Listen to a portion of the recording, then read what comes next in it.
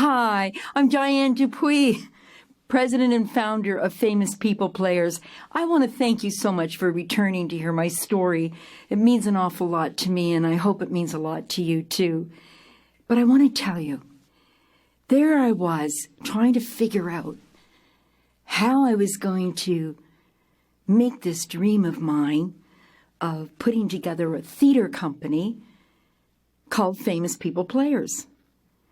And I left that doctor's office so happy and elated, and then I said, how am I going to do this? And so I didn't know what to do.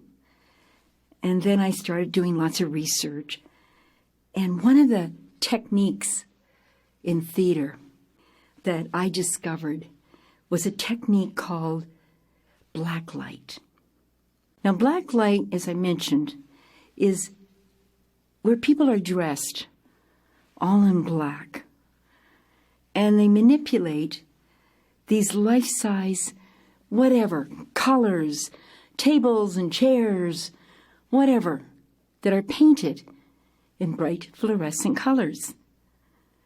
And everything defies gravity. Now, where do I get the people? Where do I find the people that can come and do this company?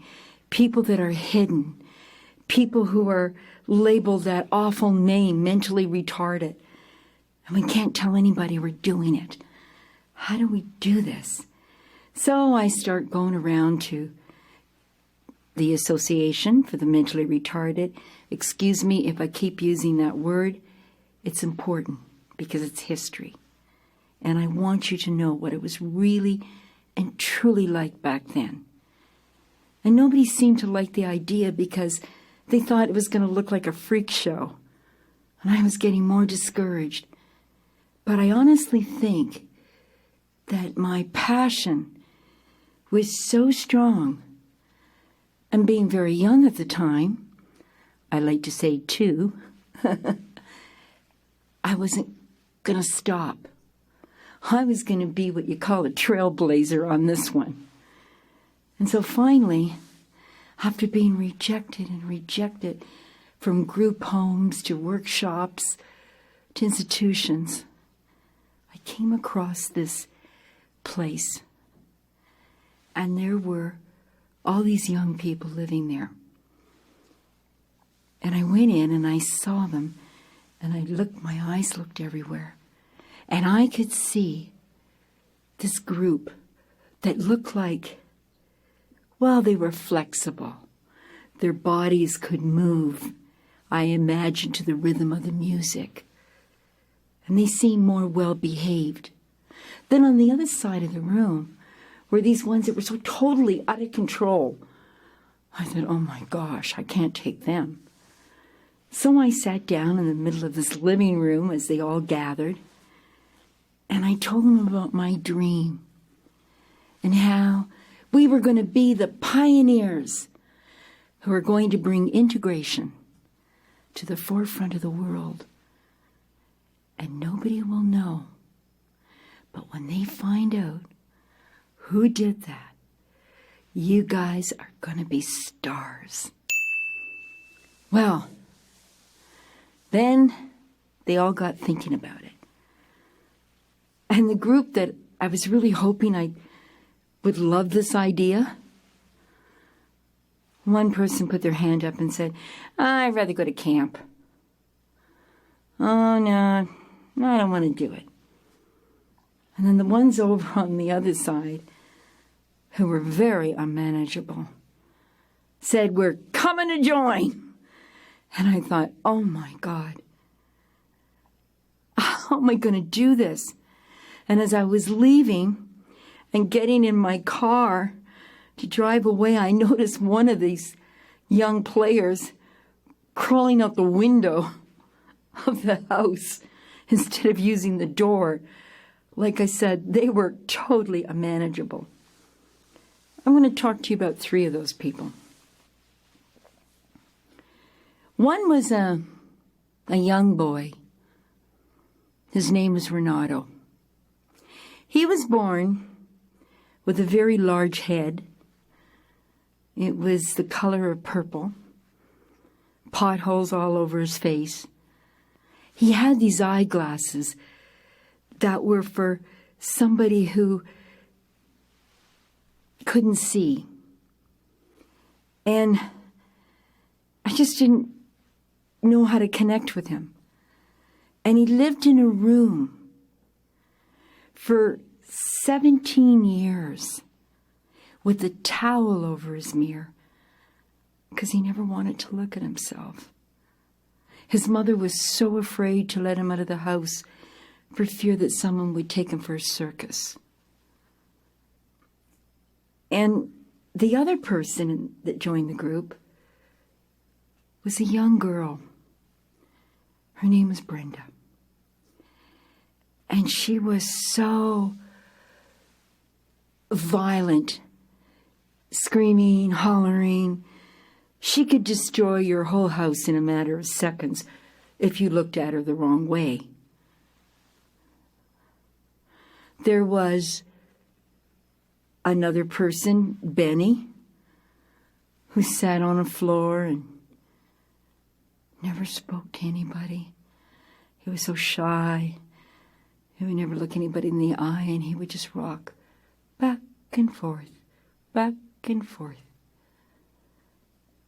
But it's the first day of our rehearsal, and I was really prepared. And I got free space up at this wonderful place at York University where the doctor had his office, and he gave me a very small room. I don't know, it must have been 10 feet by 12 feet or something like that. And I had to put a show on and teach everybody, all of us, if you can possibly imagine. I think there was 10 performers to be 10 performers. And there was myself and an assistant and a prop maker to make props. And we would all be squeezing ourselves in there. And I waited. I had it all prepared. And then the bus bringing them to York University, as soon as it opened its doors, they all ran in so totally uncontrollable, screaming, hollering, jumping, running up the flight of stairs. And when one kid got up to the flight of the stairs, he went, ah! Oh, oh, oh, oh, oh, oh, oh. And he fell down to the bottom. And I was so scared, I ran down to get him, and I go, what happened? He says, it's my appendix. It's my appendix. I quickly said to my assistant, quick, call an ambulance. And then she called an ambulance, and he's going, oh, and then he goes, I'm only kidding, I'm only kidding. I could have just about killed him. And then there was another girl. Her name was Eleanor, another girl. He was Fred, and she was Eleanor, and I was starting to get to know these players of mine. And she started to cry, and she was wearing these overalls, and she ran out of the building, and she threw herself down on the sidewalk for the whole world to see her. And she's crying and crying, and I says, what are you crying about? Fred called me a retard. I don't like that name. I says, well, I don't like it either. And we're going to change that name. But with you lying here out on the sidewalk, behaving like that, and everybody walking by, that's what they think you are. Now get up, walk in like a true professional. And I'm going to teach you how to do that. And you're going to walk up the stairs, and you're going to come into, and we're going to work together. Oh, we all get into the place. And then I discovered it wasn't about putting a show on. It was about life skills. Some of them never took a bath in their life. Now, you think I'm kidding? Their parents gave them their bath. Some of these people were 18 years of age. Their parents are still giving them a bath. And we had to show them that they can do this themselves. Or the young girls didn't know what to do when they had their time of the month come. So there was all these things that we were working on. How to keep your hair nice, your fingernails clean, and how to speak. Well, we get into a rehearsal. And my mother, she's a wonderful person. I hope one day you can meet her, because today as I speak on this date, she's going to be 104 on February 3rd, 2020, and she's still living. And she was the one that was responsible for the branding look of the Famous People Players, building all the beautiful props and puppets. Although we had some people in the beginning try to form a prop department, it wasn't until my mother came along that things really started to take off. So I'm going to talk about the first puppet. The first puppet was a life-size puppet of the world's greatest entertainer, Liberace. Now look, if you don't know who he is, he's much more famous than Justin Bieber. Anyway, he had a piano, a candelabra, and he was world-renowned. So I put Renato on the head and body of the puppet, Brenda on the legs, and Benny on the hands. And when Brenda would get so upset, she'd tear the legs right off of Liberace's torso and go running right off the stage. Renato would take Liberace's head and he'd go in the opposite direction. And Benny would sit there crying and crying. And I said to them, Brenda, do you know what people would say or what they would think if they saw you behave like that? They would say, hey, look at that girl. She's a retard. Lock her up in the Aurelia institution. Or maybe you want people to look at you a lot differently. And in order to do that, you got to sit down. And you got to talk about what is upsetting you. And how we can work together as a team. And then people would say, hey, Brenda, you're a real professional. Now, as for you, Renato, you cannot just get in a cab every day and come to work and go back home in a cab and wear that ridiculous scarf around you so nobody could see your face and that hat. You got to get out there and let people look at you and deal with that. So I started sending Renato on errands all over the city of Toronto. If Renato was here today, he'd be the very first person to tell you how much he hated me for that. Because everywhere he went, people would stare at him. And then when he got lost, he had to go and ask somebody for directions. That was pretty scary. But he always found his way back. And as for you, Benny, sitting on the floor, rocking back and forth, being so shy, not looking people in the eye, I want you to learn to stand up and be a man. And put out your hand and say, hi, my name is Benny. And you shake their hand. And you connect your eyes to them. And you say, and I'm a proud performer in the Famous People Players. I hope you like our show. And every day, we would put the Liberace puppet back together again. And every day it would rip apart. And every day it would go back. And rehearsals went on like that. I had another young man who was in charge of the piano, for example, Liberace's piano. So I would say, okay, Kevin, you're going to bring the piano on, and you're going to bring it right to center stage, right where this X is. And I stomp my feet to show him where the X is. And he'd go, okay, dearie, I can do it. And he'd spit his hand and rub them together. And the next thing you know, I go, and piano, go. And it would whiz right by me. I says, Kevin, that is not center stage. Now get back here and start again. Only this time, you don't have to go so fast. And center is right here. So Kevin gets ready again, spits on his hands, rubs them together, and I say, and piano, go. and he would really whiz it by. And it crashed. Oh, my goodness. We all look at the piano, all in pieces. And I looked up at Kevin and I said, "Not that fast." The next thing you know, my mother comes. She puts a Band-Aid, a cloth around to hold the legs of the piano together. And we're going to start rehearsals again. And I said, "And piano, go."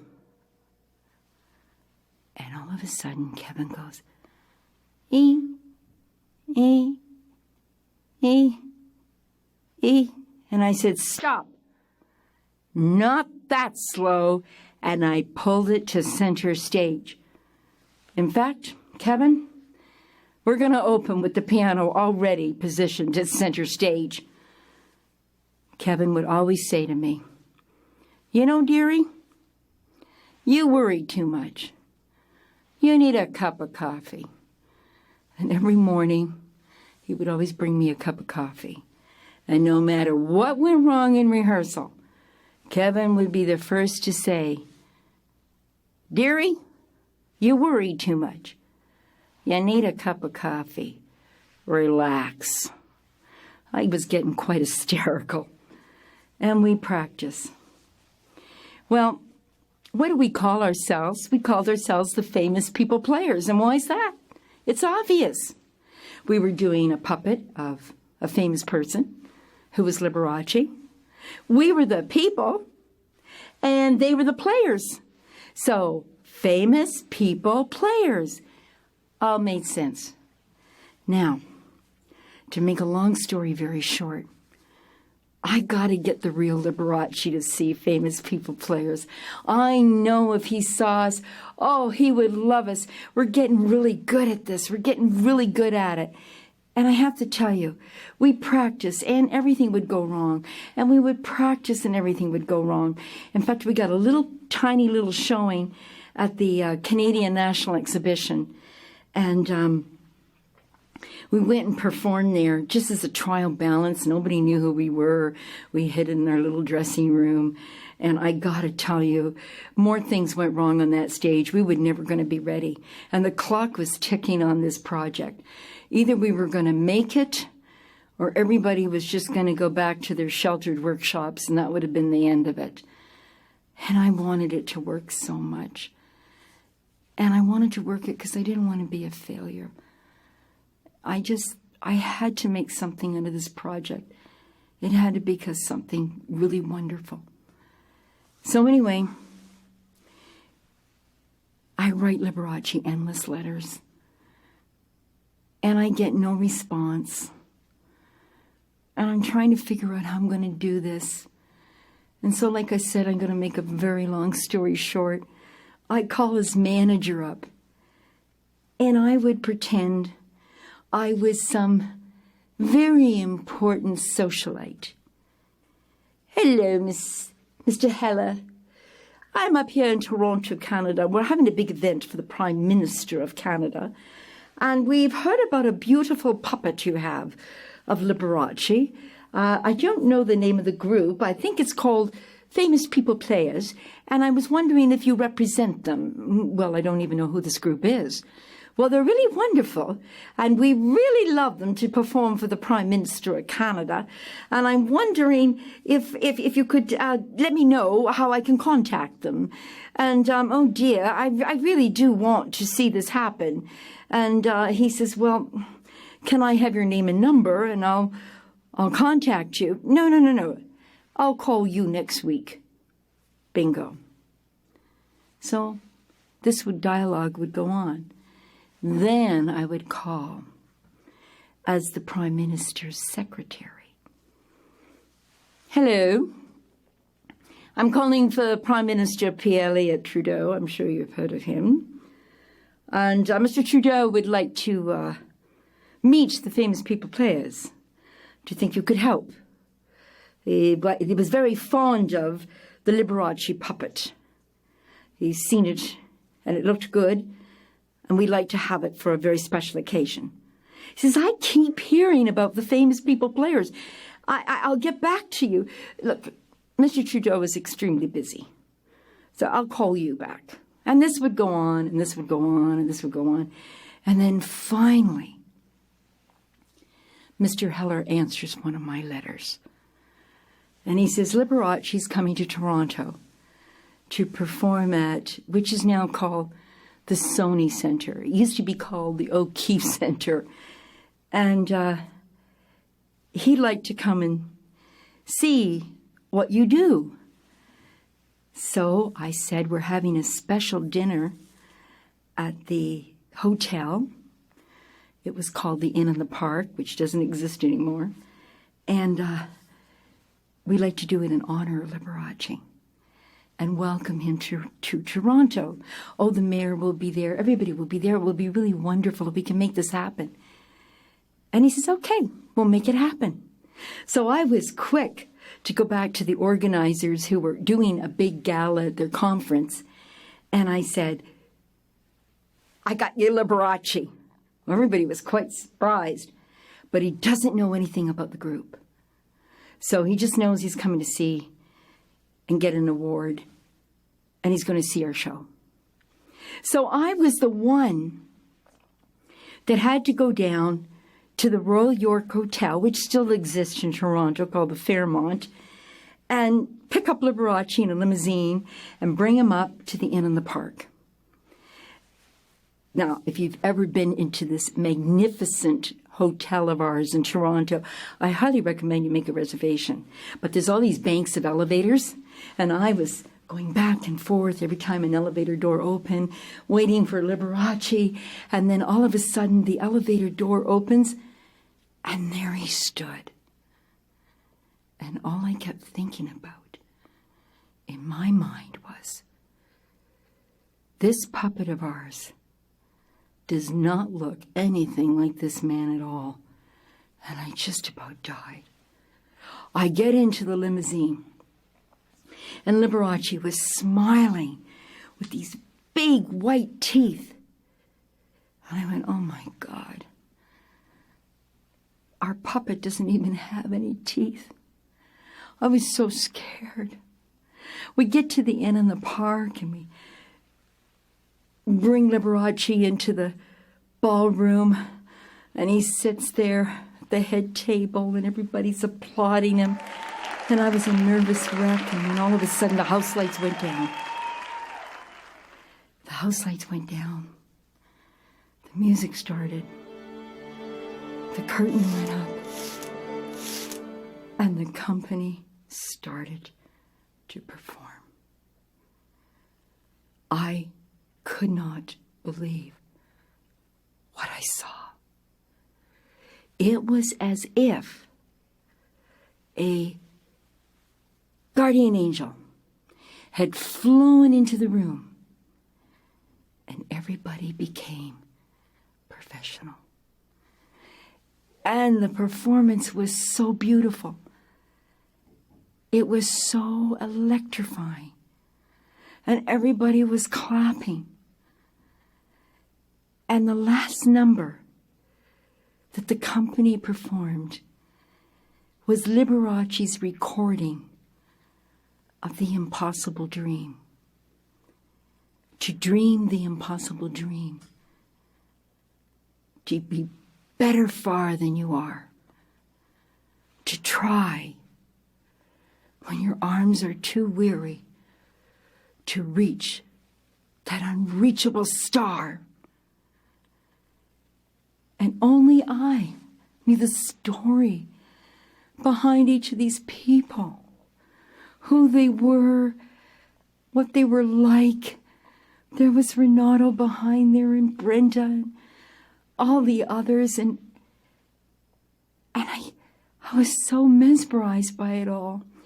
And everybody just kind of stood up and gave them an ovation, and all I kept thinking about, I'm so happy that the Liberace puppet didn't rip into 3 parts.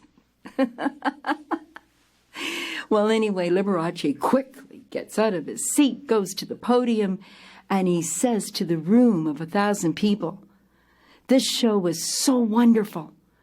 I gotta bring them to Las Vegas." And I thought I was going to slide right under that head table. I thought, wait till he finds out who we are. Surely that's going to make a difference to this man. How could I embarrass him in front of a lot of people? I was starting to really hyperventilate. I was so scared, and I was forgetting I had to get up and speak, and I had to thank everybody, and I couldn't remember anybody's name. All I was worried about was the embarrassment I may cause this man. I mean, it really was a dream come true, and we did prove that they were capable of being integrated. And then all the performers took their black hoods off their faces, revealing themselves, and they walked through the crowd, and each one came up with a rose to present to Liberace. And Liberace looked at them, and he started to realize what had happened. And slowly, he went to the microphone, and he said to my players, "It's not because of who you are that make people emotional when they see your show, where they laugh or cry all in a space of a few seconds.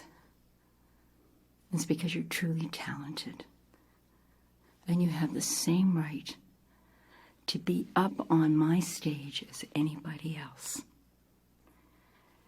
You are going to Las Vegas." Wow. Imagine us. We were discovered by the world's greatest entertainer. And here we were.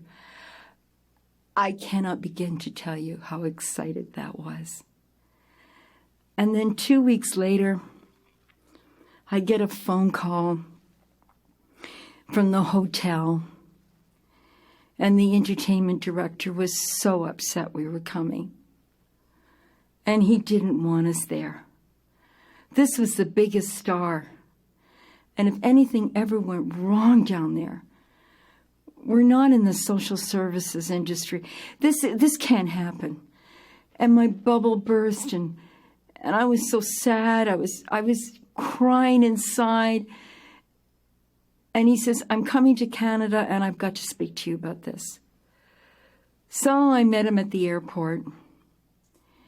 And he said to me, "We can have our meeting right here." And I says, "Listen, I got thinking a lot about what you said, and I agree with you. I don't want to put Liberace in an uncomfortable position, or you, but I would really appreciate it that you would come and see the Famous People Players. Then you can go back to Liberace, and you could tell him, you know, Lee," they call him Lee, "what you saw, you must have got caught up in the emotion, because it's not very good. And it would wreck your whole show. And I will back you. You do that?" I go, "Yes, I would do that. I don't want to put my players in anything that isn't going to be good for them." So we got into a car, and we drove back to the Inn on the Park, who was so generous, which is the Four Seasons. So I'm sure you know the Four Seasons Hotel in New York. Same people who own that own this one. And they generously gave us the ballroom to put the show up exactly where we did it when Liberace first saw us. And there was just the Famous People Players and 2 empty chairs in an empty ballroom. What can I say? And this man came in, and the music started, and the curtain went up, and I was watching them perform and crying at the same time that he's not going to like us.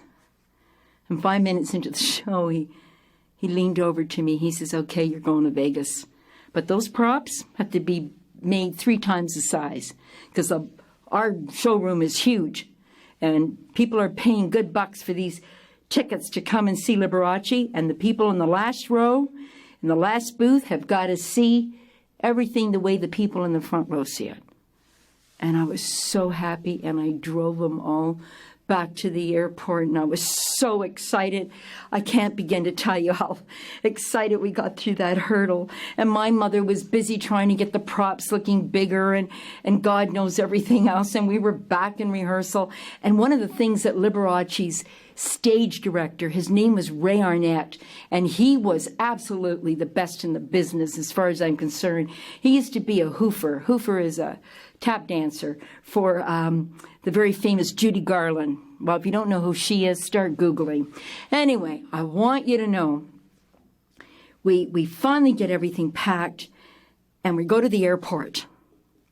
And unfortunately, our visas had not arrived in time to clear the immigration. And so I'm explaining, we had our tickets, and we were opening for Liberace, and the American Immigration Authority said, "You're not getting on that plane." And he knew who we were and knew all about us and said, we just can't have this, because what people do, they bring people like you over, and then you leave them in our country for us to take care of, and we just won't let you go on the plane. I was so upset. Oh my God. I mean, here we are. I can actually touch Las Vegas in my mind with my hand and grasp that wonderful place that we're supposed to be up on that stage. And this guy isn't going to let us get on the plane. And I'm starting to call everybody. I called my friend Helen. I says, Helen, call the people at the Kennedy Center. You know them. Get busy working on that. And I started calling the President of the United States of America. We had a payphone back then. Oh, gosh, I know we're talking in different times, but I hope you know what that is. And everybody's putting in their dimes, and I'm calling, and guess what? I get this switchboard operator. And I start to cry on the phone hysterically. I said, they won't let us board the plane. Liberace's manager's on standby. You got to let us get on. I can't tell you how many calls I made to the White House. And Helen was calling down over at the other place. The next thing you know, it was the White House contacting the Kennedy, and Mr. Ted Kennedy himself called the airport and said, put those people on the plane. And off we were to Las Vegas. And we're up in the air, we're up in the clouds, and we were on cloud 9. And that is how we got to Las Vegas. And it was definitely a dream come true. So I hope that you will tune in next week, and I can tell you what happened to us when the famous people players landed in Las Vegas. Thank you. I'm Diane Dupuy, and I hope I inspired you to achieve more.